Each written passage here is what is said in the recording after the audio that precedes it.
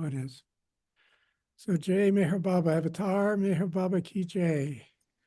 So welcome. Today's tour of a compendium of Baba's literature that hasn't really been tapped yet, I feel.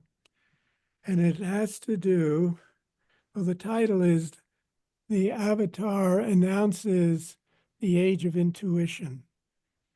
That's the underlying theme. And another underlying theme is the fact that Baba often hides things in plain sight.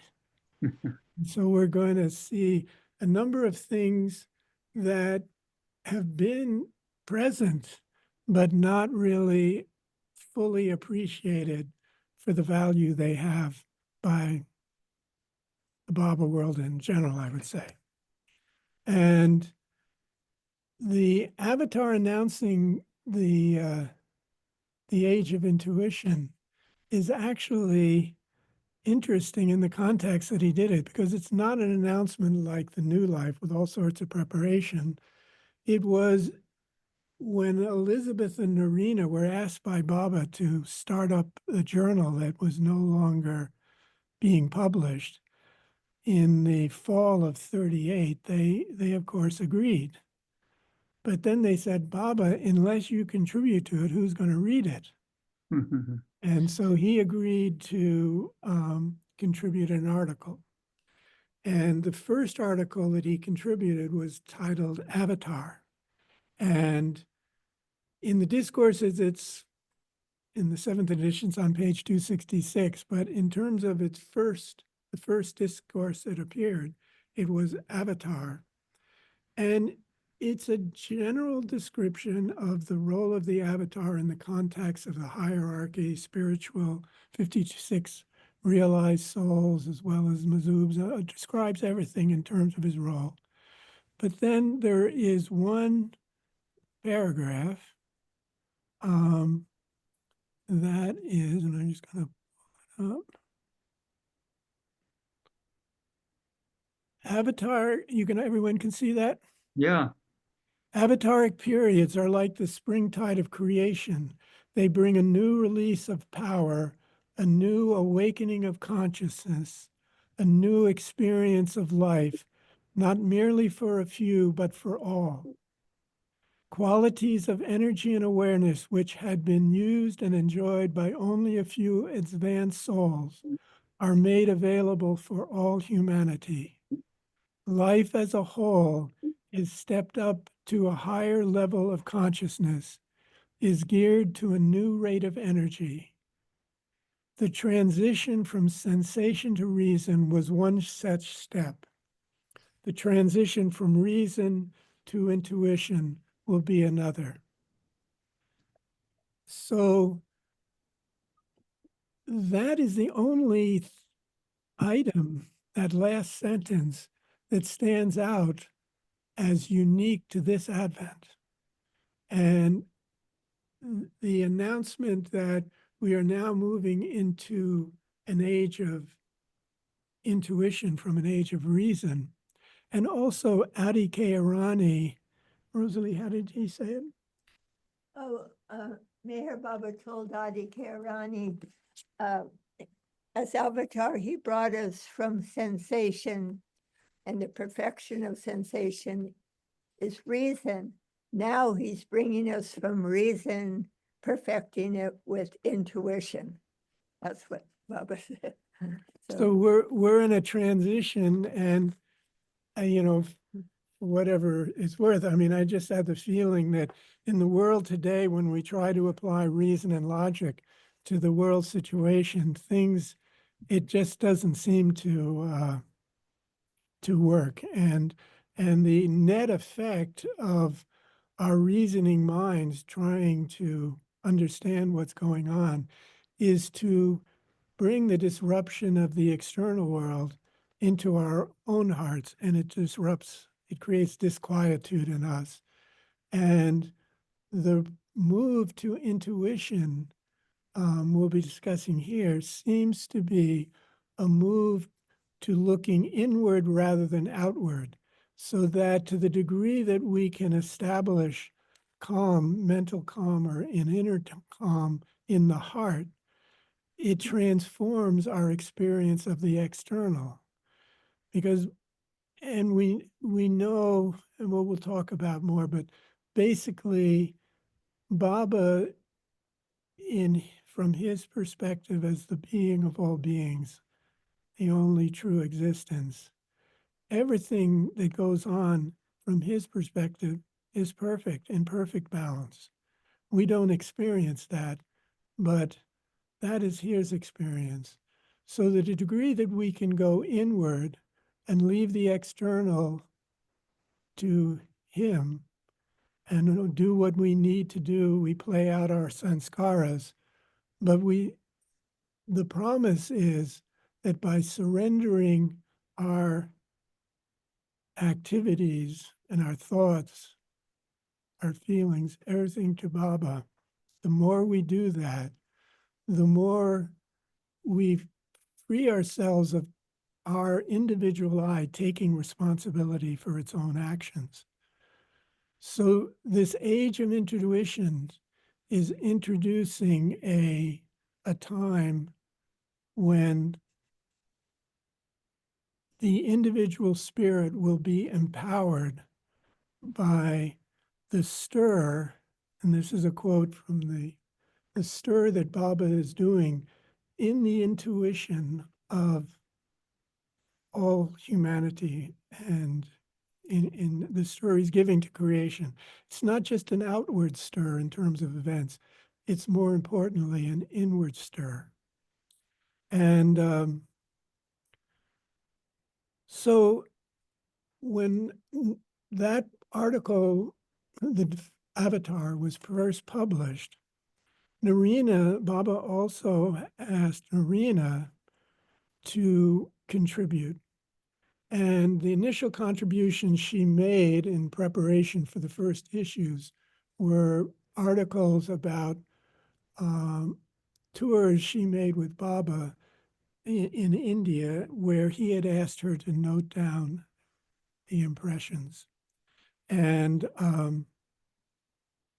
as she went on these tours. So those are the initial articles.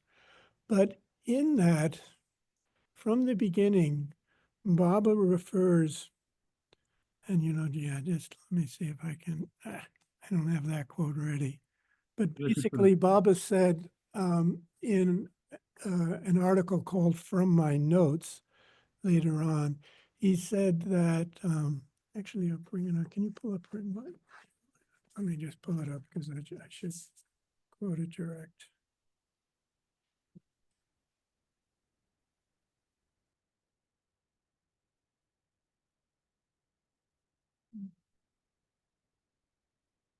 So he's talking about the articles that Norina has been writing.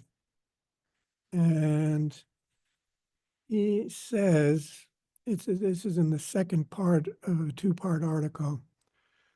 When I say this, it is that I have to make it clear in a very simple language to all who will read this. What I have been saying in the unfathomable mystical language till now through you, Norina, that is, what I've been saying in the unfathomable mystical language till now through you is more or less the same as meaning. The unfathomable mystical language has this advantage over the intellectual, philosophical way of speaking, that it is straight from the supreme source, where it is creative, unrealized, pure expansion of conscious existence. It has the advantage of deep, unself-reactive, real order within in being. Whatever is the meaning, it is radiation of its pure source of existence. No one needs to understand my mystical language, but everyone must read it with reverence. So normally we just quote that one line. It's just important to, you don't have to understand it, but to read it with reverence.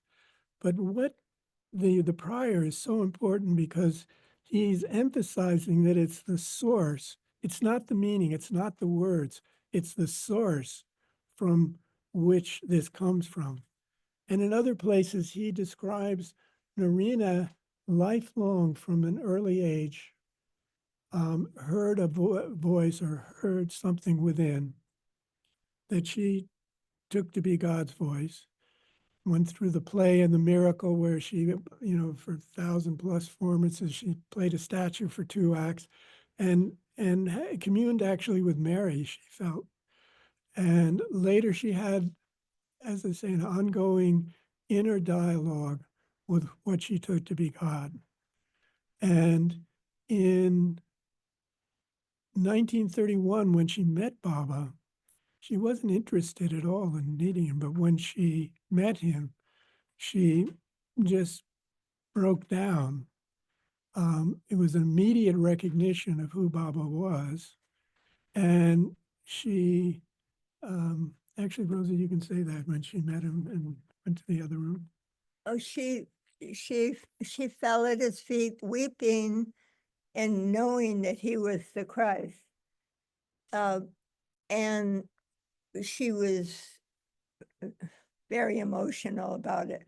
So she went to a room there at Harmon on Hudson, and Baba would check on her every hour between meeting the other people like Elizabeth Patterson and Jean Adriel, Malcolm Schloss, just to see how she was doing.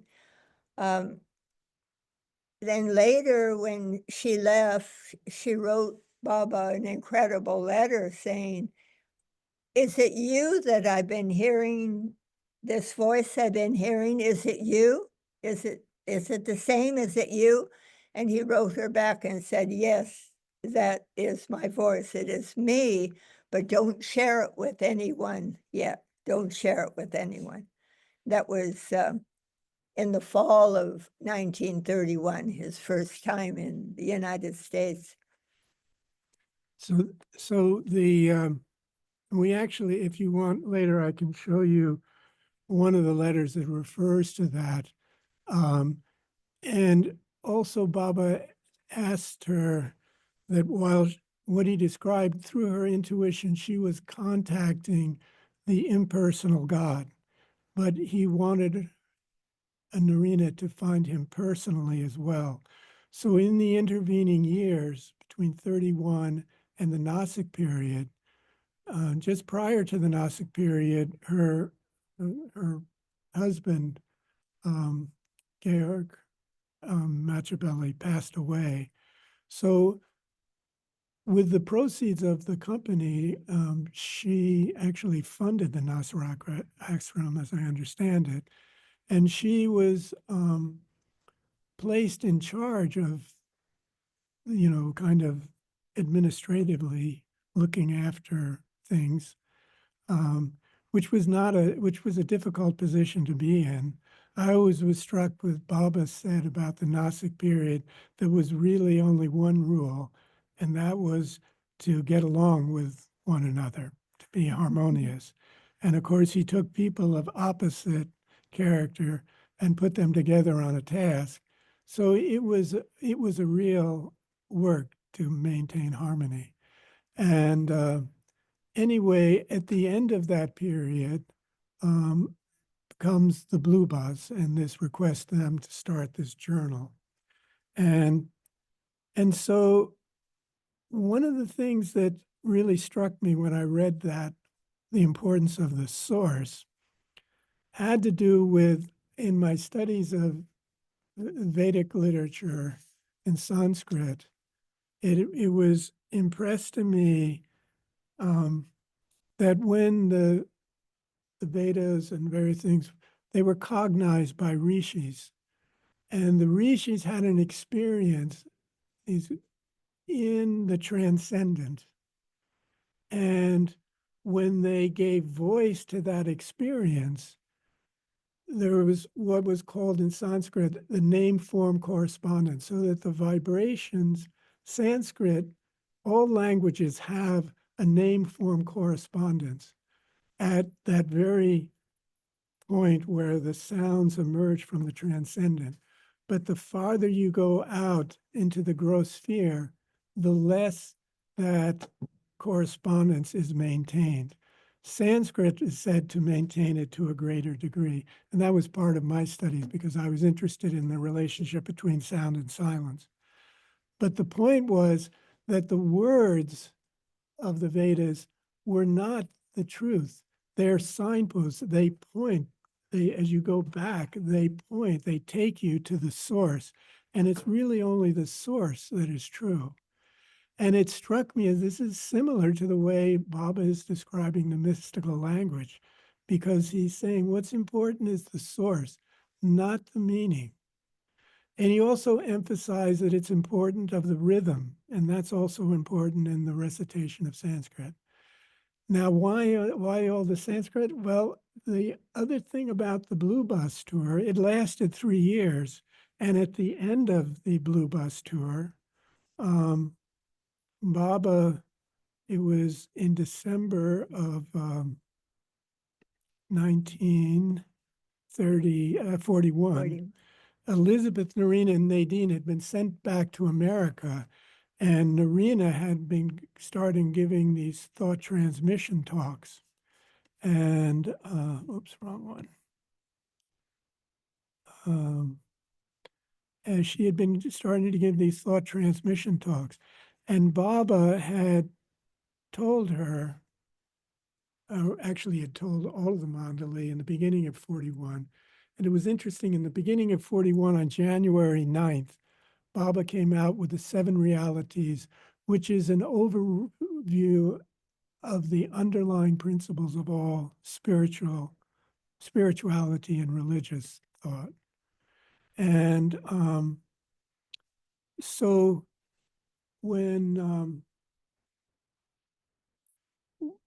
for that year, Baba was going into strict seclusion most of the year.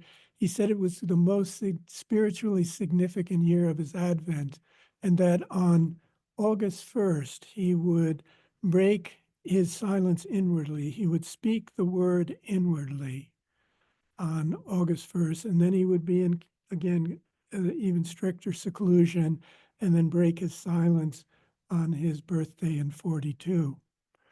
So Norina, Elizabeth, and Nadine are sent back in June, and when she arrives, certainly Elizabeth and Norina were his instruments in America. America was isolationist at the time, but the war had begun in 39 full force, and so this whole Blue Bus Tour took place during the initial stages of World War II. And now they came back, and during that period, it was two particular things happened. Upasni said that the keys to all of the perfect master were now in Baba's hands. Everything was in Baba's hands. Within 3 weeks or so, Pearl Harbor happened, and all of a sudden, America, who had been very isolationist, except for the Lend-Lease, was thrust into the forefront of the war. And that was in December of 41, and that's when the Blue Bus Tour ended.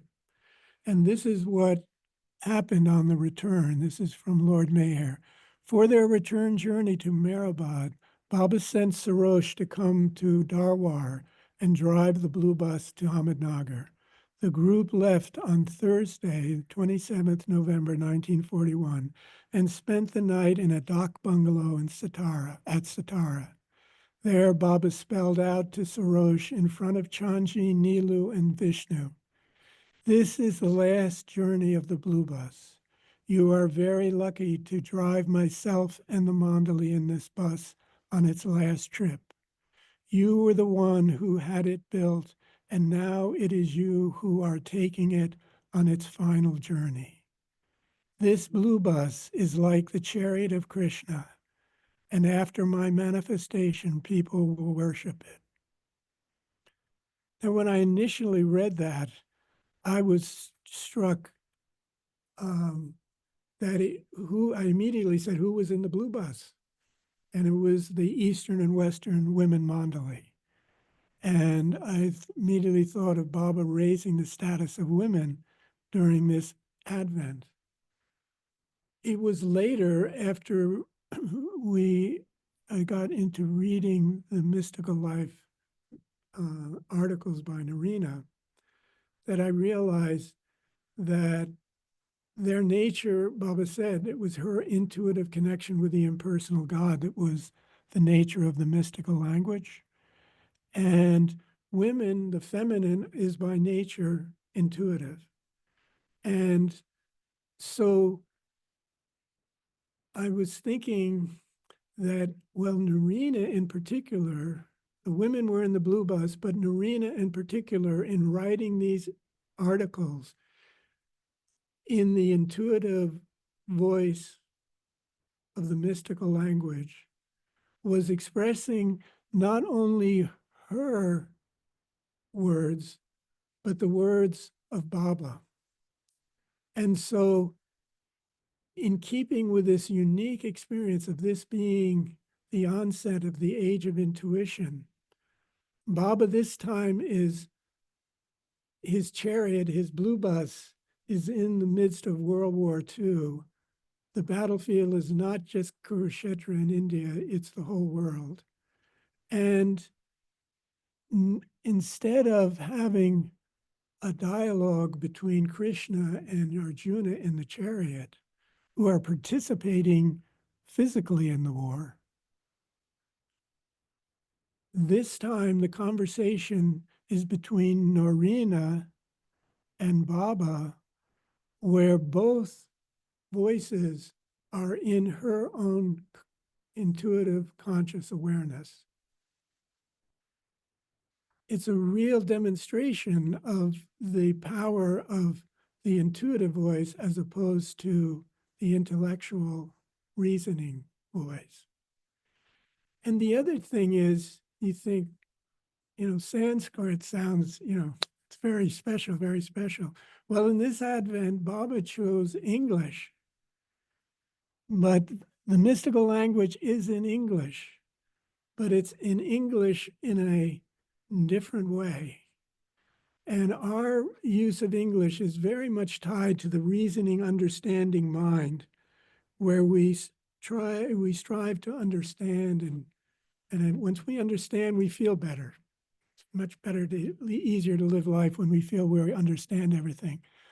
But the mystical language, while it's in English, the rhythm of it, the word associations have a different quality in that they force the intellect at times to suspend itself. And in that suspension, I feel it opens us up to the intuitive experience within us. Now, we all have the intuitive experience. Baba is elevating it, particularly for those who are connected with God or connected with Baba directly. That enlivenment of the intuition is happening. But lost my track.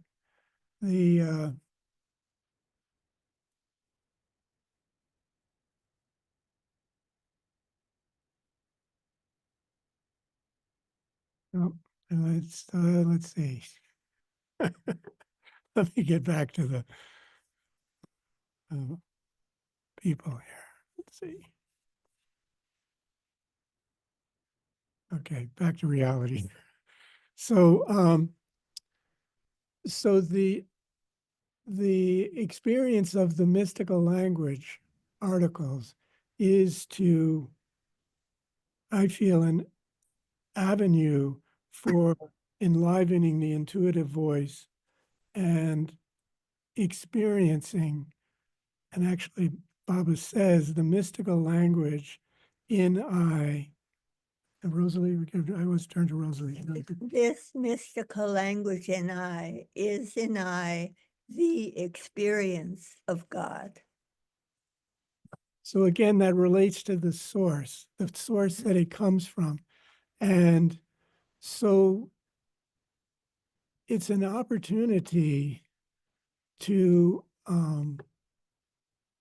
tap that source within ourselves and as I say, empower the individual in its relationship with God. And we'll say one more thing.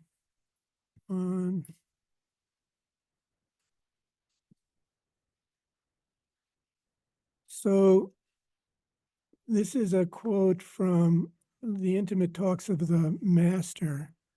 Sri Meher Baba states in the mystical language, the definition of reaction in mind as use in any experience is real and true when it is in self.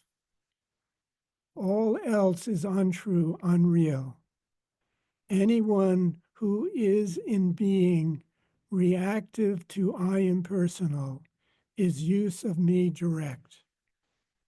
The direct use of me in I impersonal is me. So is the experience, and so is the act in reaction in I individual.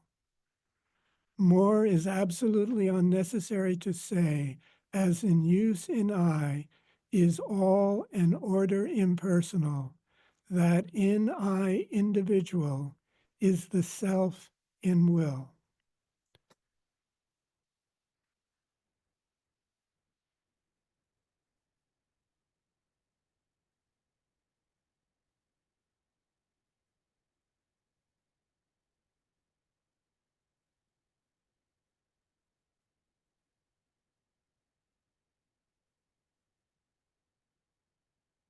Baba, in one other, just again to show the power of this, what's happening now. In mystical, there are 4 mystical life talks in the published. There were 10 additional mystical life messages that Scott McCaig found in Adi K. Arani's archives. And in finding what happened was in 1970, he went to India for the first time. And at one point, Adi gave him the journals and particularly pointed out Norina's articles and asked him, and I think this is going, see what you can make of these.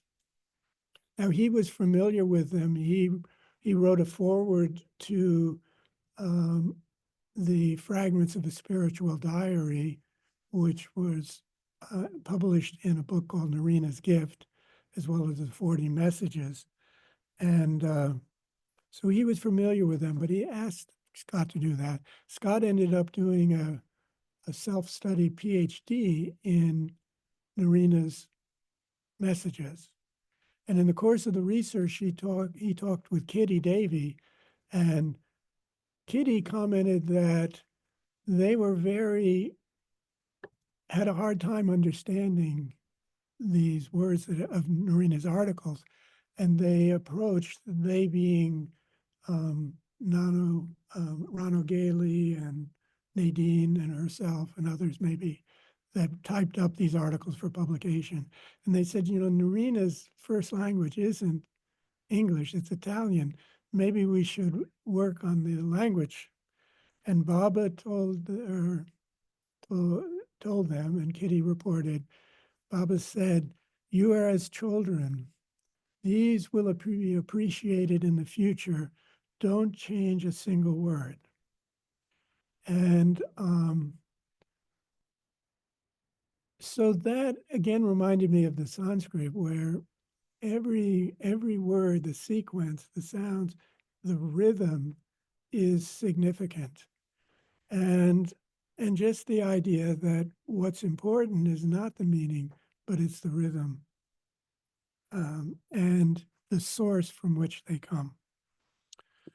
So I want to read one other thing, which is when Baba talks about he is giving the stir in the intuitive, he is doing it.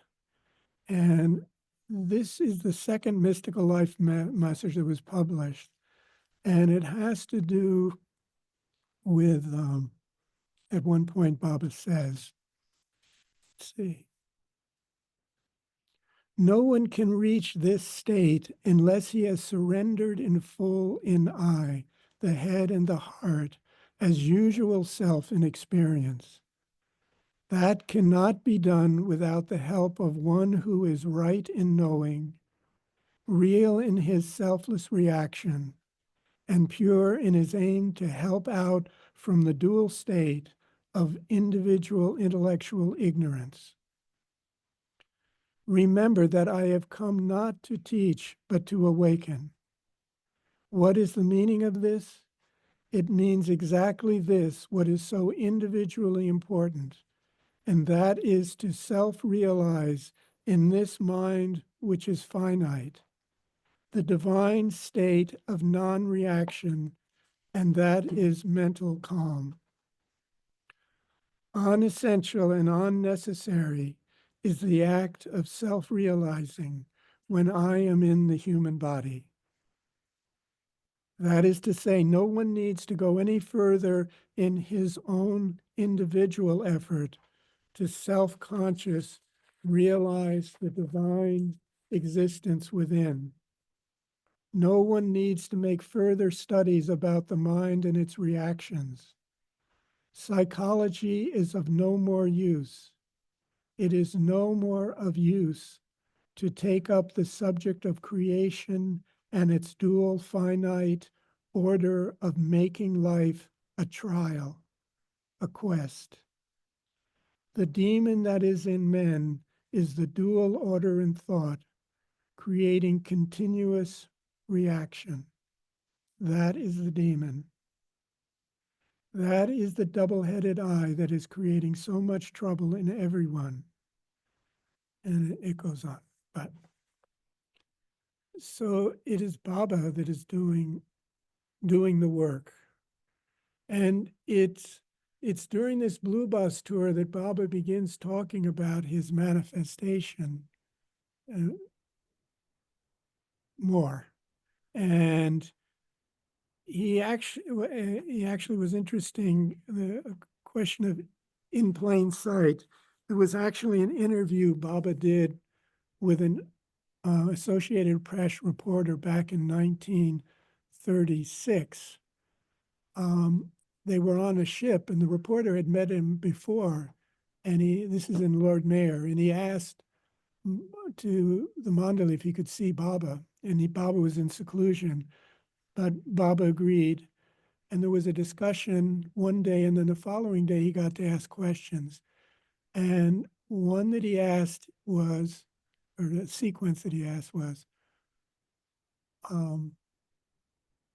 when will you speak? And Baba said, in about 2 years. That would be around 1938, in this Blue Bus period. And that was when he began speaking through Norina. And then he said, when will you manifest? And he said, 12 years. Now, actually, I don't remember that. I was thinking in my mind, 12 years from 38 or 41 brings us up to the beginning of 1952. I mean, in the beginning of the 1950s. And that's the period that I'm going to move to now.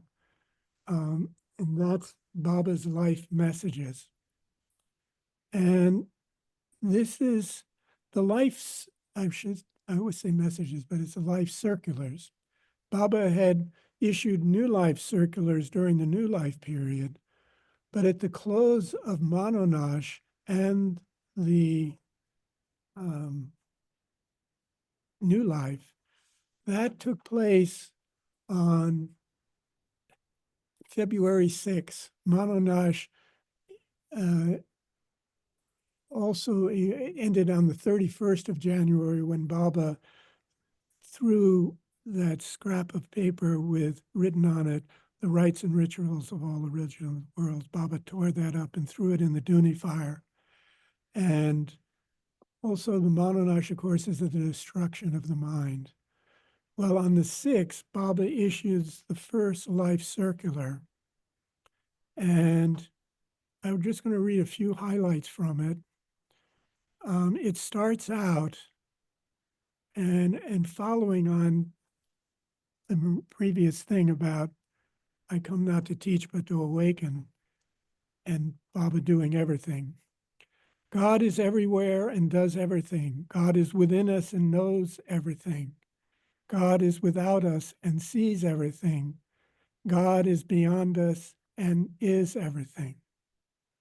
The one all-pervading, all-comprehending, all-powerful God, who is the self of ourselves and besides whom nothing is real, has helped me and guided me during the Mononash period of my work, and now makes me dictate to you the following.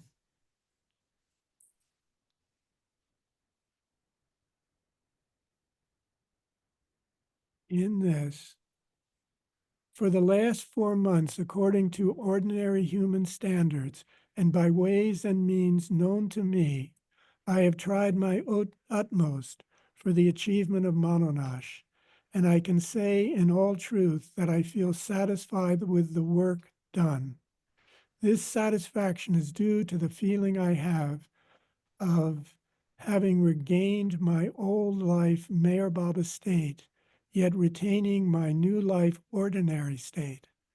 I have regained the knowledge, strength, and greatness that I had in the old life, and retained the ignorance, weaknesses, and humility of the new life. This union of the old and new life states has given birth to life, life that is eternally old and new. Life for me now means 1, free and obligationless life. 2, life of a master giving orders and that of a servant in all humility.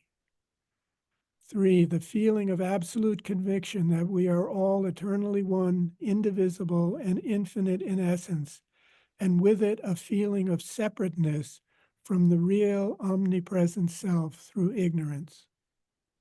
4, life of God in essence and that of man in actions.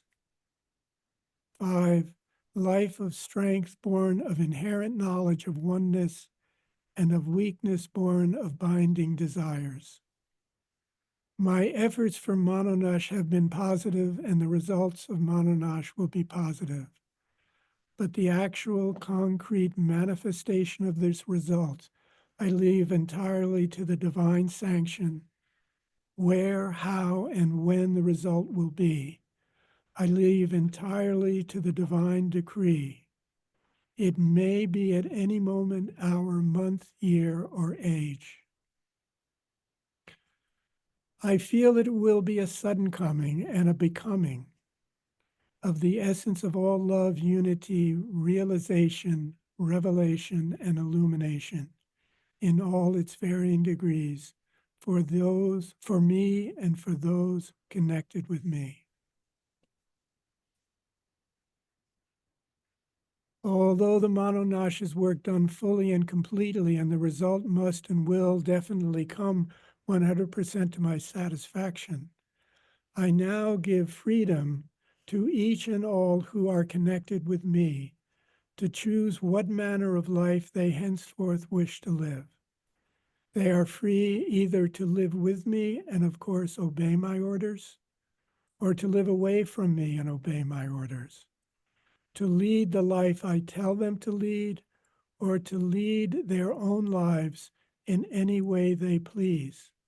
In other words, completely free from orders of any kind from me.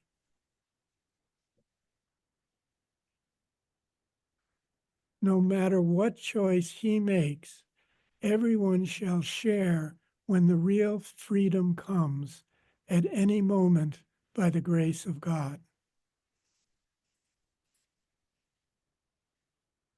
The result will bring freedom to us all in proportion to our merits of love, faith, and service. This freedom will be freedom from ignorance and will be the knowledge that we always were, are, and will be one with God. This knowledge will make us realize and experience infinite love, power, bliss, and peace, which we always possessed and knew not of.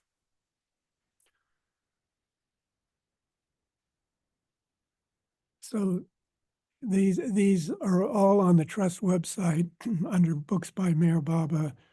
They were collected and published by Adi Kearani. The freedom, the freedom that he gives to his lovers is an incredible initiating point for these life messages, of which there's 71 that extended from February of 52 to January of 69. So I'm confident to say that the last period of Baba's life was his life period. Now, why, we always talk about the new life, and with good reason. Basically, the implication for the new life, broadly speaking, was that we only had to do the labor phase.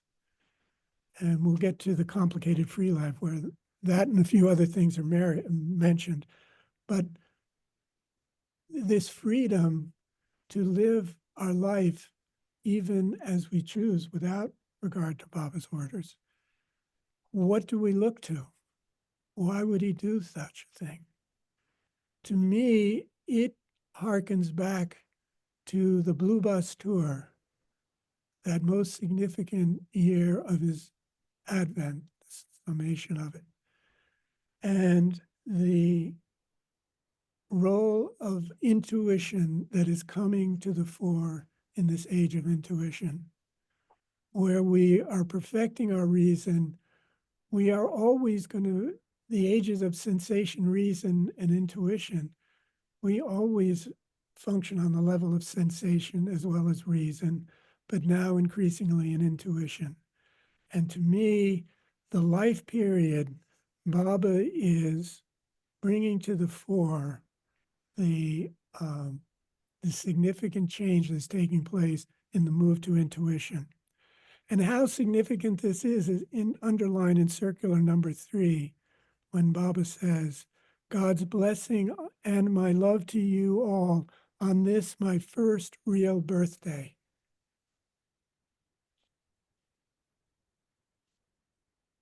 First real birthday. Then in the circular number 5 is the complicated free life.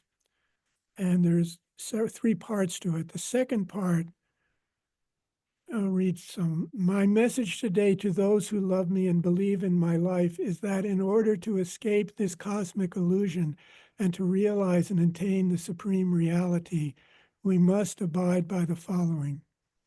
First and foremost, our complete surrender to the God-Man, in whom God reveals himself in his full glory, his infinite power, his unfathomable knowledge, his inexpressible bliss, and his eternal existence. Should this complete surrender not be possible, then one or some of the following, if faithfully carried out, can win the grace of God. 1, wholehearted love for God, thirst for seeing him, longing for knowing him, and a burning desire for union with him constitutes this all-consuming love for which the lover forsakes everything, including himself. 2, keeping constant company of saints and lovers of God and rendering them wholehearted service. 3, guarding the mind against temptation of lust, greed, anger, hatred, power, fame, and fault-finding. Absolute and complete external renunciation, whereby one leaves everyone and everything and in solitude devotes oneself to prayer, fasting, and meditation. 5, living in the world and yet practicing complete internal renunciation. This means intending to all worldly duties without attachment, knowing all to be an illusion and only God to be real. Carrying out one's worldly affairs with a pure heart and a clean mind, and living the life of a recluse in the midst of intense activity. Selfless service. One who practices this thinks not of himself, but of the happiness of others, serves others with no thought of gain or reward, never allows the mind to be upset or disappointed, and facing all odds and difficulties, cheerfully sacrifices his welfare for the good of others. This is the life of the selfless worker. So one thing I noted about these was, first of all, the ultimate is surrender, which is, of course, the biggest challenge. But they are guidelines. They're not orders per se. Now, people could choose to continue following good orders, and Baba gave orders, but these are guidelines that for leading a life without necessarily looking to Baba to give you orders for how you lead your life. So then the other thing that was when I wrote my book, The Spiritual Abode of All, about the history of the Mayor Spiritual Center, I knew that Baba was in seclusion for the first 2 weeks of his visit here. And I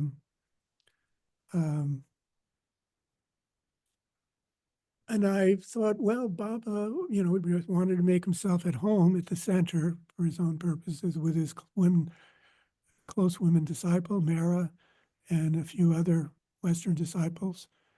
But then I found in Mani's book, Heather's book about Mani, a copy of a page from her diary where she said during that seclusion period, Baba took the women Mandali on excursions into the town. They went to an oceanarium, a kiddie park, a drive-in movie. They drove to Brook Green Gardens. Mani had a favorite statue there. So Baba went out and about in the community, and when he accepted the center, that's when he used the term that he only referred to Myrtle Beach and said, everything writing a cable to Elizabeth, everything you describe about the center is to my satisfaction spiritually and personally, and all my lovers should cooperate to make Myrtle Beach the spiritual abode for one and all.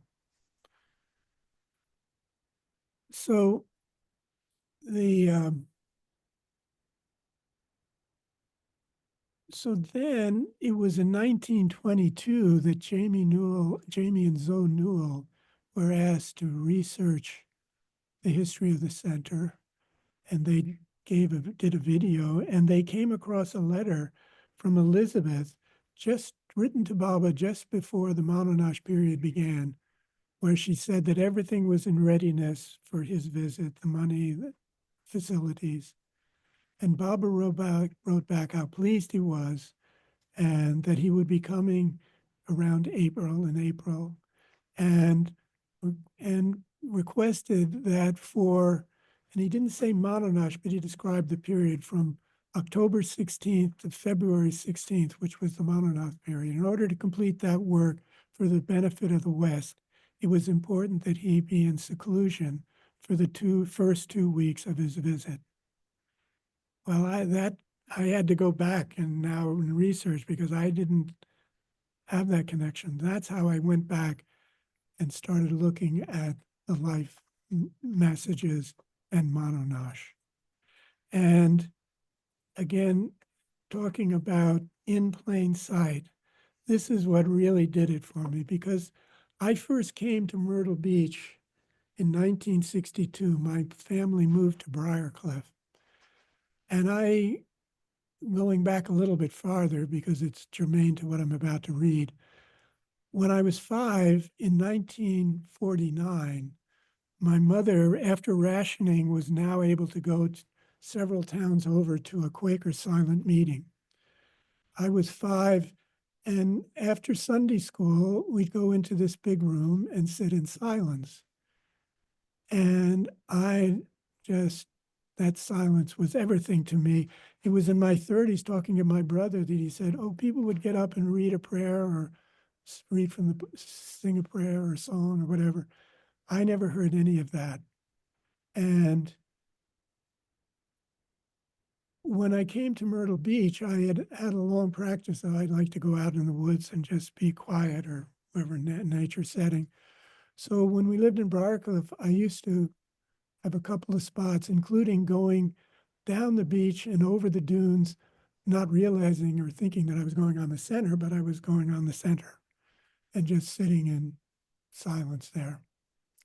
And I also told my mother that Myrtle Beach felt more like home than any place we lived. And just in terms of the people we met and the things we did. And so that on the feeling level is the context, I think, for a lot of how my life went. I also came back once in the mid 70s, and my mother asked me, she had a number of connections with Elizabeth Patterson. She went to the Presbyterian Church and Elizabeth to the Methodists, and they were active in the homeowners association in Briarcliff. And so she asked me if I'd like to go over and talk with Elizabeth about spiritual things. And we shared spiritual connection in the Quaker tradition.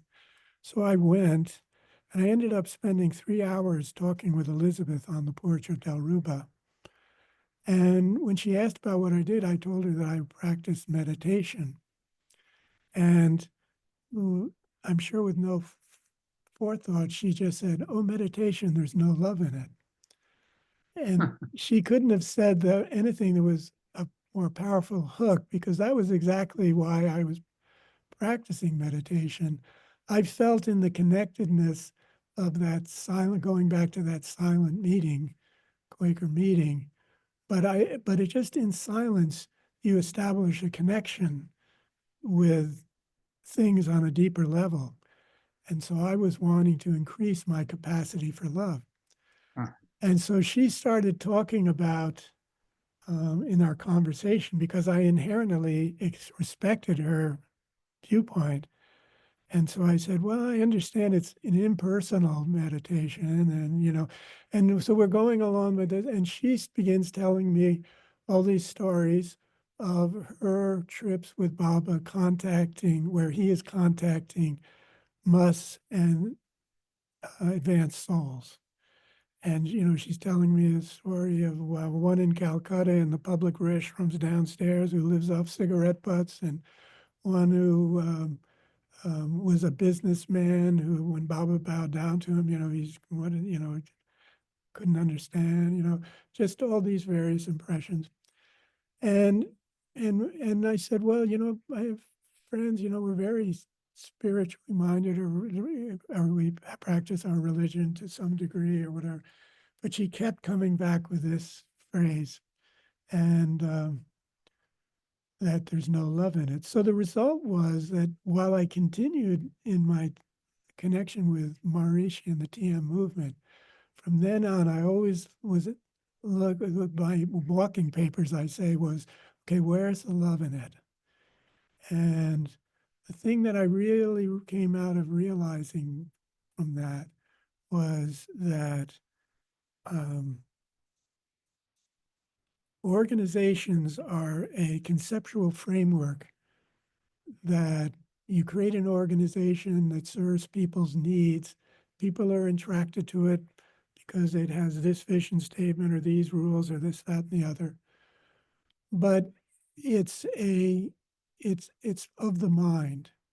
Whereas And this is the distilling statement for this was Bob in the Barn in 56 when he said, I want to make one point.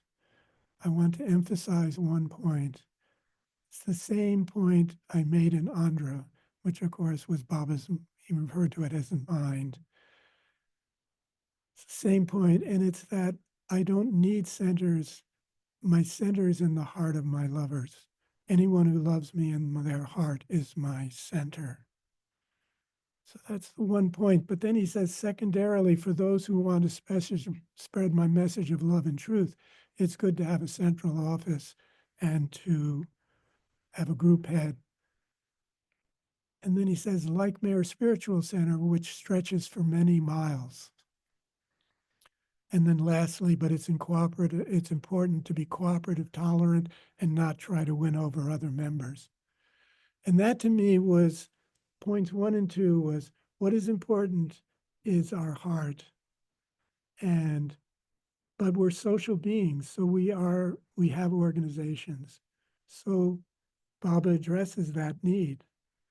What's important is that organizations serve the heart, not that the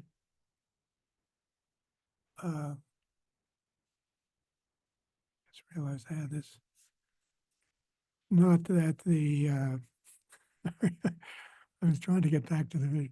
Not anyway, you understand. Not that the organization dominates the heart. So again, the heart, Baba speaks in the mystical language. The intuition is the pathway to the heart. The mystical language is the pathway to the heart. Regular English takes us to the mind. And so that is the power of Manonaj and the life message in terms of its implication for us. And now I would like to read from an article, and this is Life Circular number 6. And this is, again, hidden in plain sight. What I learned from that letter in 2022 about Baba wanting to be in seclusion from Manonaj the first 2 weeks, that Elizabeth knew that, but everybody, I guess, was just focused on their own personal experience and the experience of Baba. That was never mentioned to my knowledge. I haven't heard anybody that said that it was also mentioned. But Baba noted it. And where he notes it is by quoting in full an article that appeared in the Myrtle Beach News on February 23rd, the day before the accident, called Who Are Your Neighbors? Mayor Baba. And it's by Anton Barzlag. Not an old South Carolina name, but that's another story. But he writes this essay, and he had met Baba the Friday before at a public darshan in the barn and got to interview him, and along with many other people in Myrtle Beach. So this article would have been read because people had gone to the center and here's an article. But most importantly, it was noted. And so I'll read it. There is a beautiful essay by Maurice Maeterlinck called Les Silences, that's French, I don't know, Les Silences, in which the poet-philosopher expounds that in silence, man is nearest to reality, to God. We don't know each other yet, he exclaims to a friend, because we have never dared to remain silent together. Thomas Carlyle eulogizes on silence, the great empire of silence, higher than the stars, deeper than the mystery of death. The importance attached to silence in worship by the Quakers is well known. John Greenleaf Whittier expresses this so gracefully yet concisely in his lovely poem, First Day Thoughts. In calm and cool and silence, once again I find my old accustomed place among my brethren, where perchance no human tongue shall utter words. There, syllabled by silence, let me hear the still small voice which reached the prophet's ears. Read in my heart a still diviner law than Israel leader on his tablets saw. And here is what Mayor Baba, who has arrived from Pimplegown, India, at Mayor Center on the lakes in Myrtle Beach, has to say about silence. God has been everlastingly working in silence, unobserved, unheard, except by those who experience his infinite silence. If my silence cannot speak, of what avail would be speeches made by the tongue?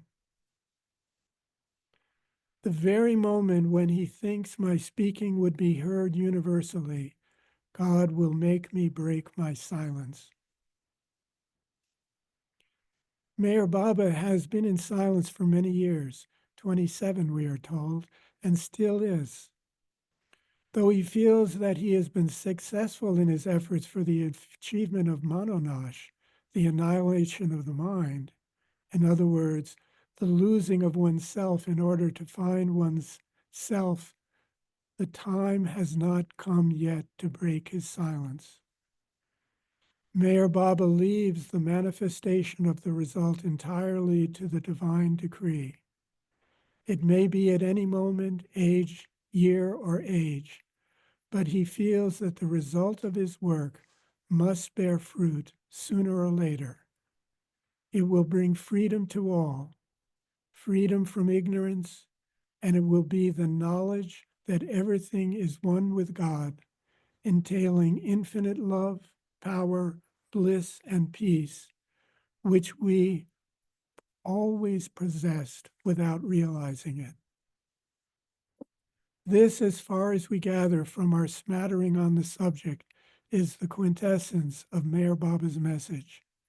It is well nigh impossible to give a clear conception of the underlying principle in a short space, especially for Western minds not used to the Eastern religion philosophy. The oneness with the all-comprehending God is best symbolized by comparison with the sun. When the sun's rays are playing on earthly objects, each ray seems to be a separate unit, whereas in reality it is only seemingly and temporarily separating from that great source of all light, the sun.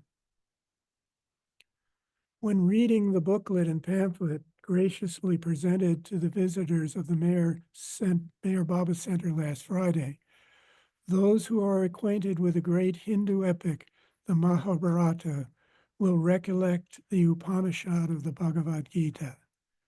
These dialogues of Sri Krishna and Arjuna belong to the yoga writings, and the principal lesson to be drawn from the Gita is that the spiritual man needs not be a hermit, but oneness with the divine life can be achieved in the midst of worldly affairs.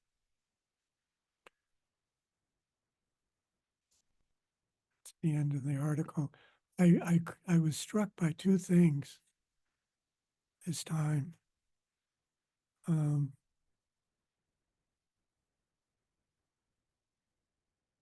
Where is it?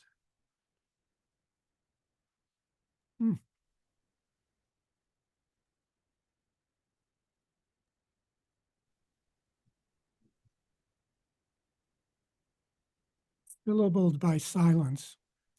That to me it relates to the mystical language, even the Sanskrit.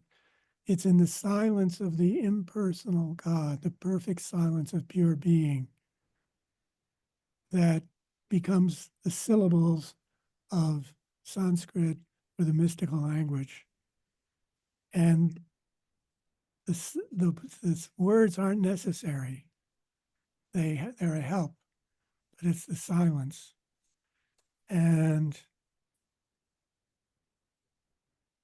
anybody, if anybody else feels to say anything, kind of been going on here. Yeah, John, Yeah, I could say a few things. yeah. Well, since we have experienced several traditions historically, you and I together, for the last 35 or 40 years, the Quaker and the meditation thing that Mahesh Yogi did.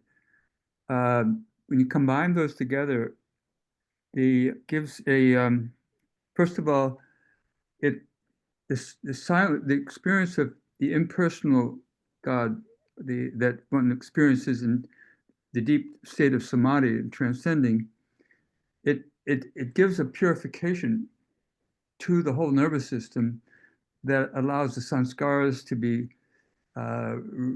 gradually reduced. I've been doing it for over 55 years, and so um, uh, it's a very beautiful subject because it can be a lot of confusion around this, I think, about, I mean, for me, the impersonal God did seem rather unloving. But on the other hand, I found that um, the in that complete silence, it's just like what the Quakers say about silence, or what you were saying about the Vedic rishis experiencing that deep transcendence, and bringing out what's called the Veda. The Veda is the blueprint of creation, and it's comes out of the beyond state of God that Baba talks about. And for for people who have intellectual minds in the West, uh, they are and having no really deep experience of silence or even an intellectual some experience about Baba.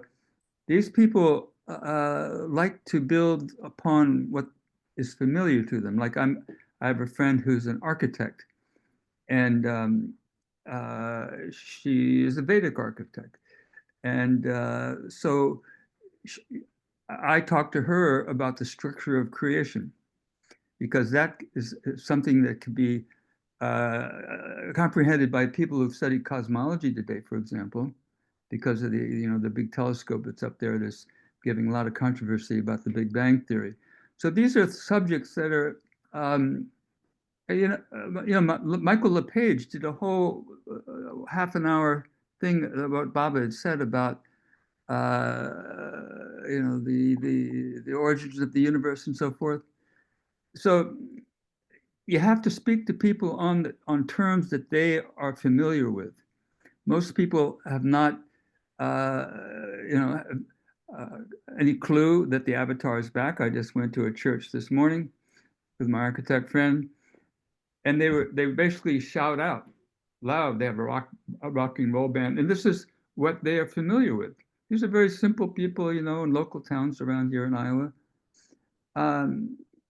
So, Jonathan, I really would like to speak to you more about this. I don't want to take a lot of the time with the other people on the line here, but maybe, John, we could talk a little later about this, because I want to get some of these notes, that the titles of these things, because for me personally, what you've been saying, and I had a feeling you knew I was on the line, so I don't know what you were planning, but No, no, it's, we just, I just recall something, one mentioning Maharishi. One thing that I observed about Maharishi from my perspective was the way that he taught.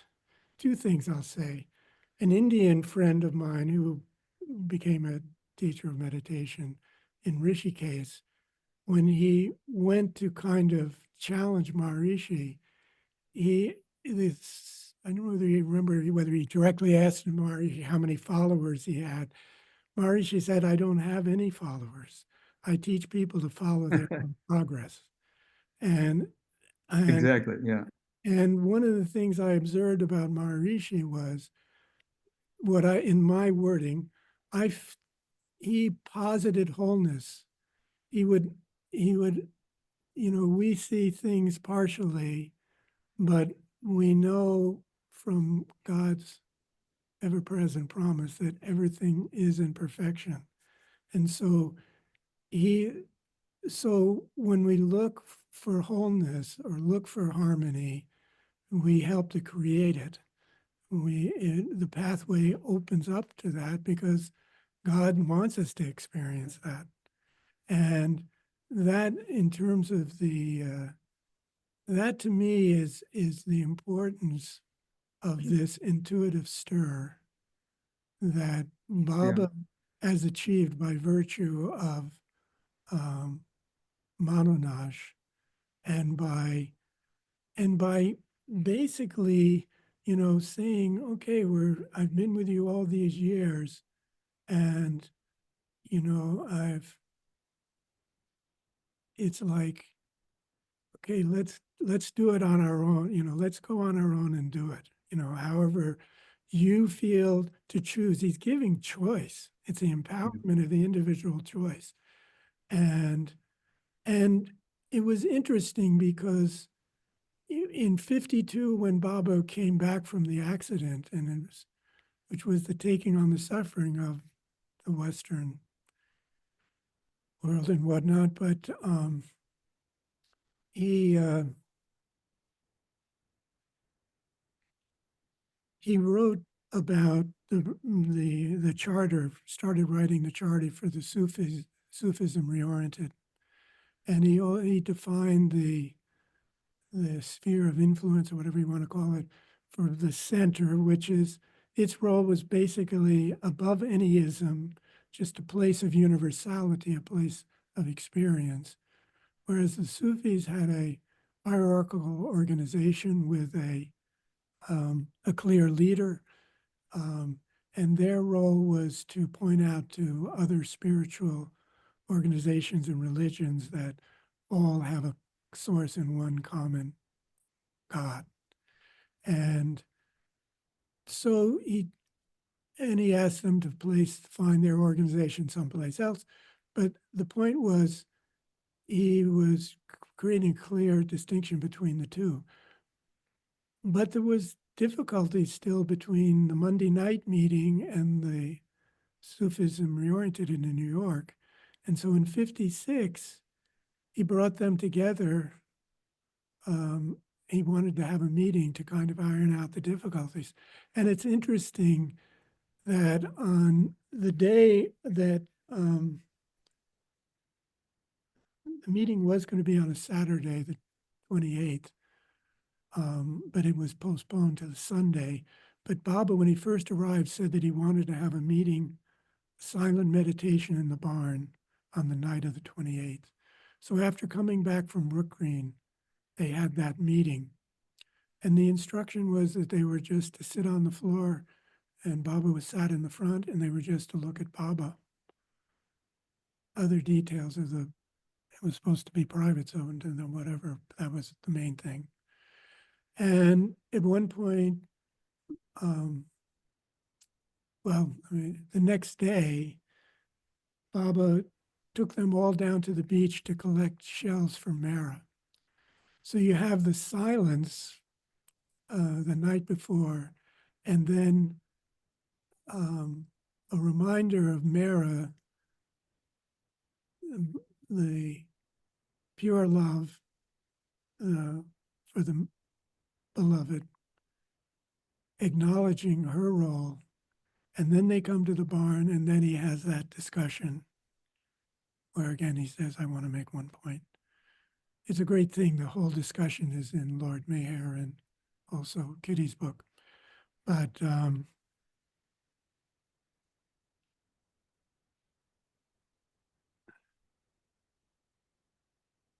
just trying to figure out why we got onto that long topic.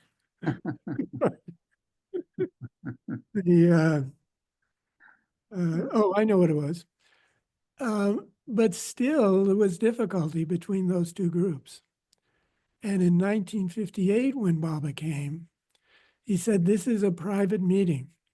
There was no public meetings.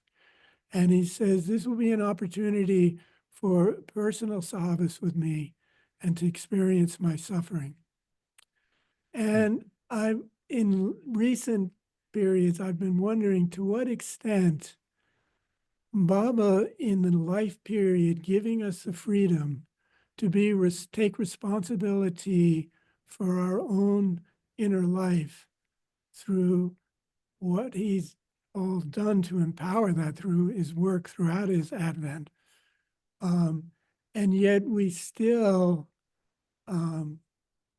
look to our desires and our minds and our wants and our perplexings, the mind, the things of the mind, which it perpetuates the suffering that he experiences because we're still attached. So it seems like the life period, from our perspective, is an opportunity to go inward, to establish a greater degree of mental calm that we then, and I think that happens with all Baba lovers, we have an input because of that connection with Baba and the people we made. But really to own that inner experience for its transformative power and for Baba using it. That's the big thing that Baba constantly reinforces in the mystical language, is that everything is use. He's created this creation through every level of creation up to the human body, and he uses them and the sanskars they've collected, both good and bad, in their expression of them to draw him back, draw everything back to himself. And that reminds me that the biggest thing when I first really connected with Baba was he said it was important to be honest and natural.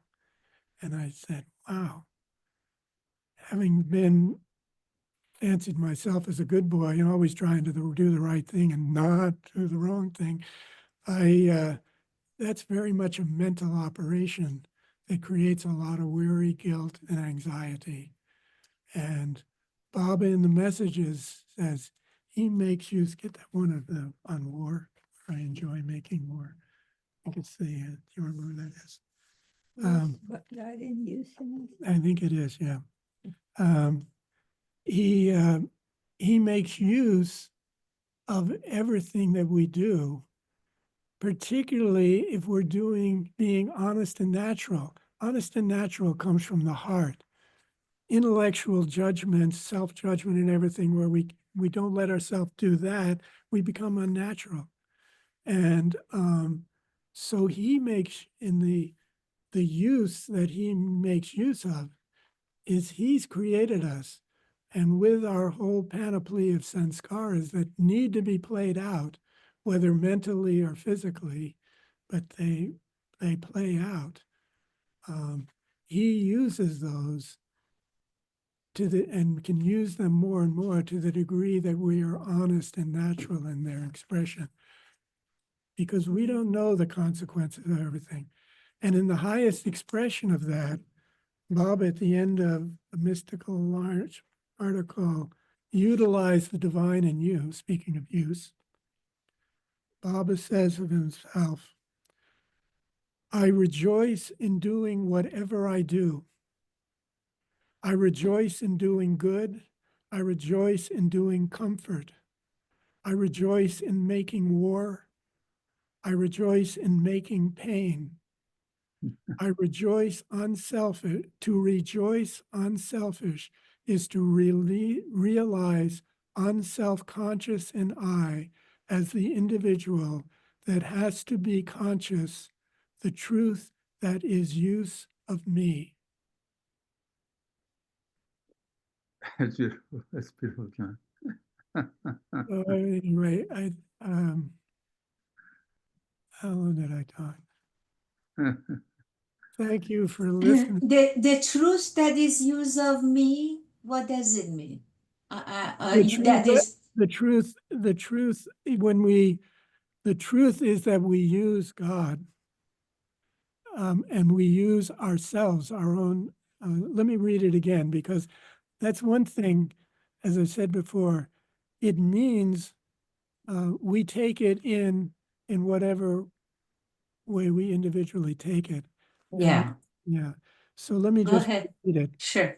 I rejoice in doing whatever I do. This is Baba speaking. I rejoice in doing whatever I do. I rejoice in doing good. I rejoice in doing comfort. I rejoice in making war. I rejoice in making pain. To rejoice unselfish is to realize unself-conscious in I as the individual that has to be conscious, the truth that is use of me. So the me at the end there refers to the individual that is allowing himself to be used to the degree that we can be unself-conscious, unattached to our actions. Yeah. Um,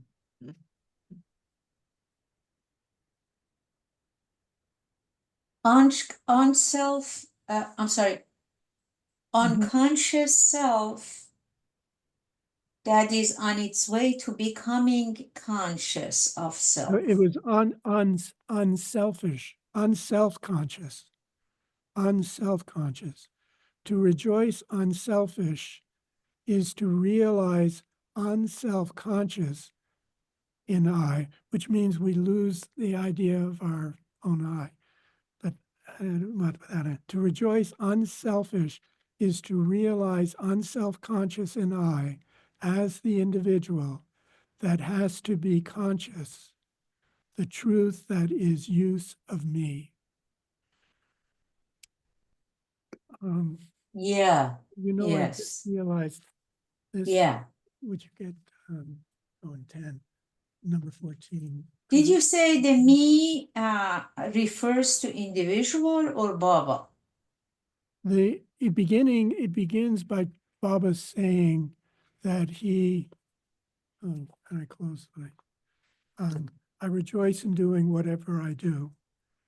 And then he talks about himself, is unselfish. That was to rejoice unselfish. Now I think he's speaking in general, but to rejoice unselfish is to realize unself-conscious in I as the individual that has to be conscious, the truth that is use of me. Okay. But I got that. It actually refers to the previous sentence yes, because the unconscious individual is with Baba. And to find the truth, looks like, is using Baba to find that truth. That me, I guess, goes back to Baba, don't you think? well, as I say, I hate to think too much. I definitely am a thinker. I definitely analyze, but when it comes to reading, as I said Yeah, earlier, yeah, it's the source that's important. And what I've found in my experience of reading these, well, you've been involved in it too, and over the number of years, is that instead of sometimes you get an aha, mind on aha, because sometimes the language, it seems to be pretty clear, but we really yeah, don't understand it. I mean, it's clear, but we really don't understand it. That's the thing. We know that everything is God, but we don't experience that. that's right. So what we're trying to do here, this has to do with the experience. So it's try to avoid do you have that one quote? I do know. I think what was very beautiful in what you read Pardon me? is that I think I feel, I don't want to say I think, I'm scared of you. No, but I'm saying I feel that, when Baba says, I rejoice in your pain, I rejoice. So he is participating in everything that we experience. Yes, right. And He Uh, knows, he knows that when he's rejoicing in our pain because he knows that pain is drawing us closer to him. Right. that is true, but that's why, in some other literature, Baba says your ignorance sometimes it makes me suffer, and so many times our wrongdoing, and not because, of course, it's not intentional, you just ignorance, so Yeah. it takes time, but we cause actually suffering for Baba, because unlike perfect master, when the avatar descends on earth, he becomes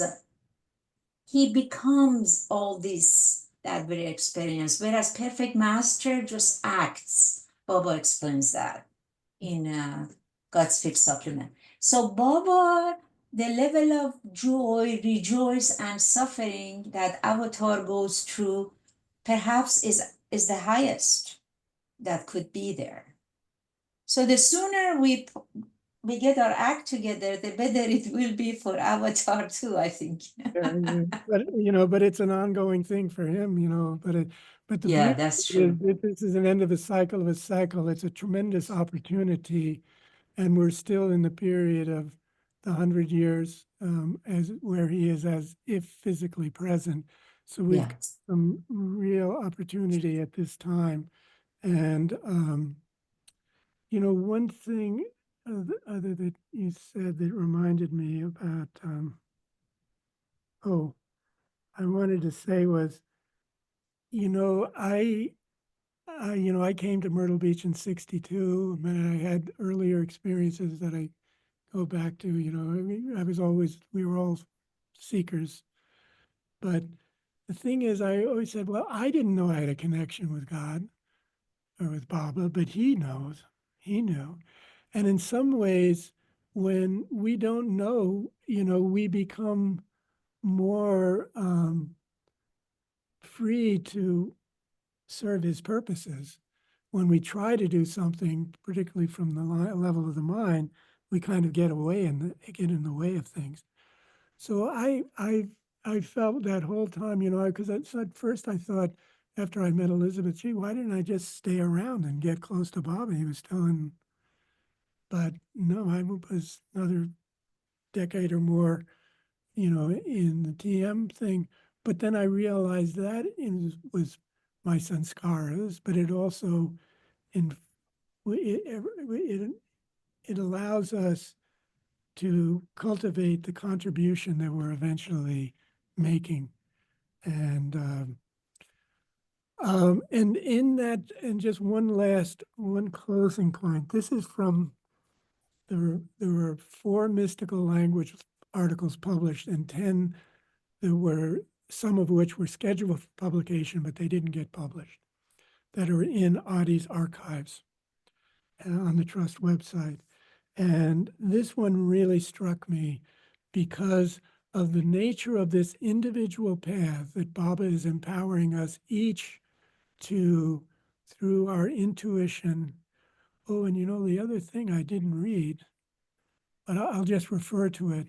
Baba in 54, it wasn't in a life message, but in Satara, he, actually I will read it.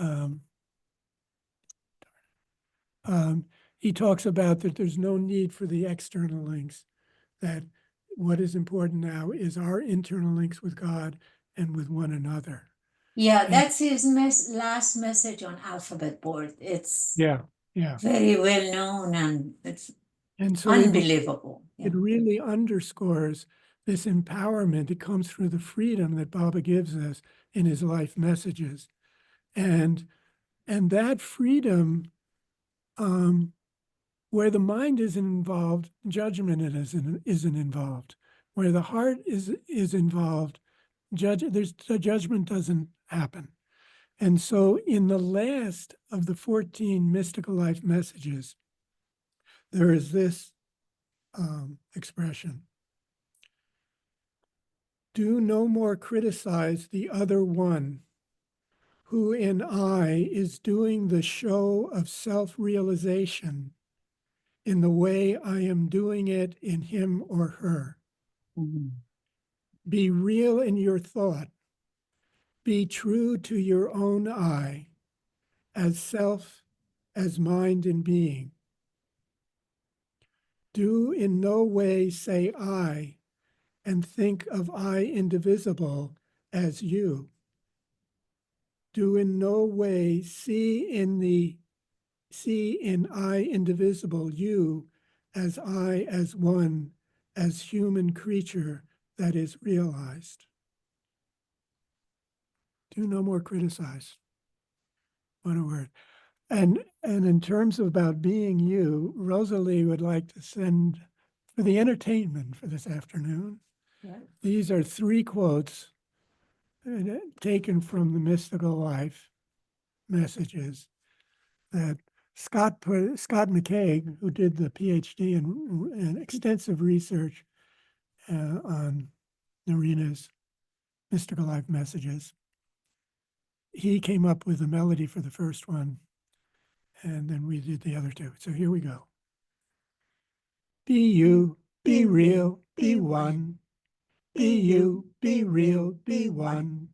Be one in all in I in use of me. Be one in all in I in use of me. Be you, be real, be one. And then the next one, again about the intuition. Normally we sing out. This one is love, love, love and sing in, love and sing in, love and sing in, love life's use and praise, in loving me in all in any. Love, love, love and sing in, love and sing in, love and sing in. And the last one is, it's from A Walk Along the Ganges with the Master. And it's the last sentence, and it works both ways, forwards and backwards. Oneness is rest in being. Oneness is rest in being. Being is rest in oneness. Being is rest in oneness. Oneness is rest in being. Oneness is rest in being. Very relaxing being. Anyway. So on, Scott McCaig has a reading of the messages on Mondays at 7 p.m. And Rosalie and I are doing a Zoom meeting on Thursdays at 3, a Zoom meeting where we're reading, starting at the beginning and reading right through all of the messages. We just have a feeling that the sequences in time as they unfolded and the gradual introduction of some of the terms makes it useful to start at the beginning and go through. And so, so the first 2 are recorded on Zoom meeting, and the Zoom meetings will be recorded and available on Baba Zoom. Hey, Baba. And You mean Thursday is the blue bus reading, through Thursday, isn't it? Blue we bus, yeah. read the Blue Bus messages. Yeah, I couldn't make it, but I will come. And these actually, anybody wants, you can email me. I can send you a PDF.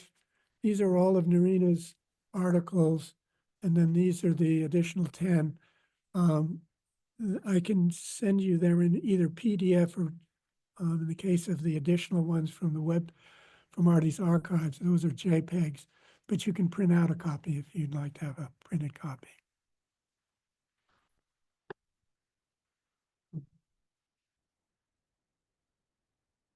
Thank you all for coming. Thank you, Jonathan and Rosalie. Thank you, Jonathan and Rosalie. Avatar Meher Baba Ki Jai. Hey, so much, Jonathan. Very beautiful. And Sherry, my regards. Jai Yeah, Baba. I'll tell him. Thank Yeah. you for remembering him. Yes. John, let me call you. Can I call you on the phone in a few minutes? Is that okay? Yeah, sure. Okay. Yep. Okay. Jai Baba. Jai Baba, Jai till Baba. next Jai time. Baba Prakash. Jai Baba. Jai Jai Baba. Baba. Thank you for So everything. sweet and so meditative, all that you spoke. It was just wonderful to hear. Thank you very I much. really delight in your presence. Jai Baba. Jai Baba. Jai Baba.